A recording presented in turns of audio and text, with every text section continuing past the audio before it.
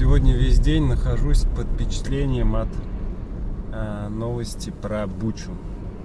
Вернее, от реакции общественности на это событие. Все либеральные блогеры не преминули случаем оттоптаться о российской армии, вытереть ноги об нее, навесить все смертные грехи, какие можно, обвинить Путина в кровожадности, в фашизме. Но посмотрев сюжеты оттуда, я не военный эксперт, я не судмедэксперт, я просто как обыватель, наблюдая эти кадры, хочу воскликнуть: не верю, не похоже это на преступление российских войск. Как-то все это показательно, нарочито, трупы лежат вдоль дороги, как будто люди там разбросаны специально. Много есть опровержений данных кадров, не буду их повторять. Просто я сегодня поменял кардинально свою точку зрения на происходящее. Если раньше я считал обе стороны примерно равноценными по кровожадности, по своей изощренности, то сегодня я понял, что российская сторона — это просто дети, наивные, малые дети, которым еще в песочнице играться по сравнению с изощренными, кровожадными англосаксами, которые руководят и верховодят украинскими властями. Мало того, что украинцы, правительство украинское, подобранное, как знаете, хуже не придумаешь. Это просто какой-то паноптикум. Актер комедийный, президент, мэр Киева, боксер бывший, в переговорной комиссии диджей, советник президента, какой-то психолог, я про Арестовича.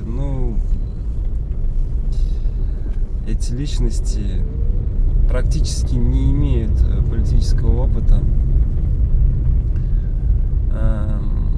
И чем с большим изломом Зеленский кривит свои бровки, тем больше он тужится, тем больше я хочу воскликнуть: не верю, это все наиграно, это все призвано еще больше разозлить население.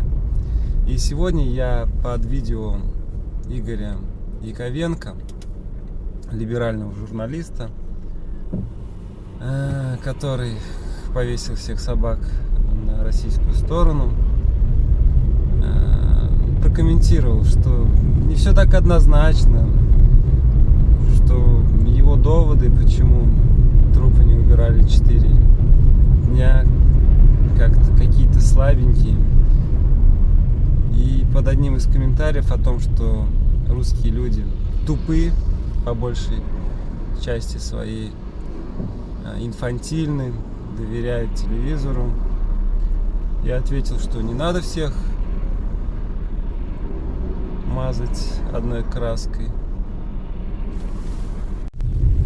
что не все русские поддерживают эту спецоперацию, что эта провокация могла быть инспирирована украинской стороной, потому что выгода российской армии от оставления после себя кучи трупов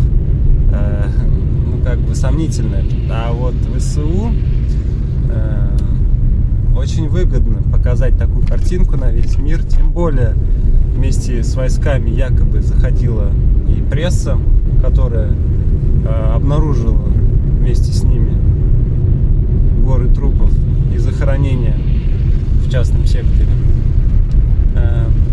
поэтому я считаю, что это, вернее, не считаю, а допускаю, что это было содеяно с целью еще больше дискредитации Российской Федерации, что еще больше ослабит ее переговорные позиции и навлечет на себя еще больше санкций со стороны коллективного Запада.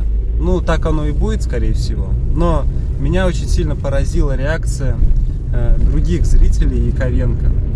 Они начали отыгрываться и на мне. Мол, я несу какой-то бред.